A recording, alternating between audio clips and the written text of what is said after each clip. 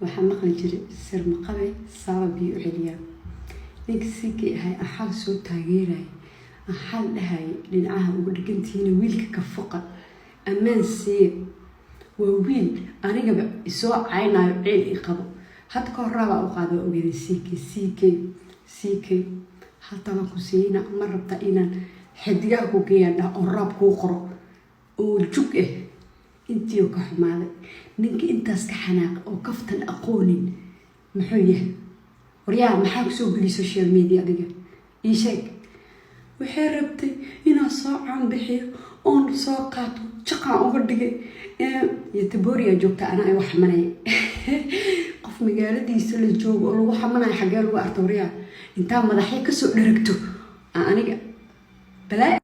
madaxay inta ka soo dharagayo maalin walba uu gabdhaha caaya social media markuu kaamirada shitanay walaalayaal CK iska barta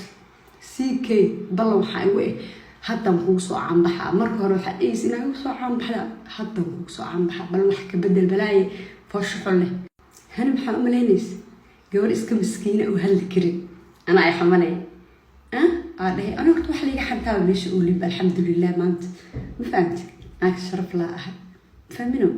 aqoon isku bilinay adiga saas ay tahay maaniga ma ahayn waxaan ku dhahay laakiin hadda xumaanta adaa keensatay inta meel soo fariisato meel shiisho iska dhahay xataa ma taqaanid nin caanaatee afkaaga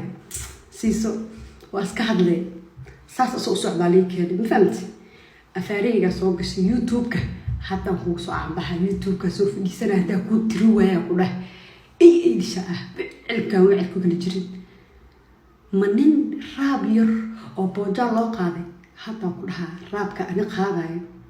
30 sano hadaa soo noolaato hataa ma gaartid fanka ka fadhiiso runta ku sheegaya fanka ka fariiso bal hadda YouTube-kan inaan kugu soo jafaa bal waxay bedel waxna iga qaad haddii waxay iga qaad kartid CK ka leexda ilaa nacso ahay ninka ma moogeen war madxaa laga istaaga madxaa waa laga jijibina wax qaad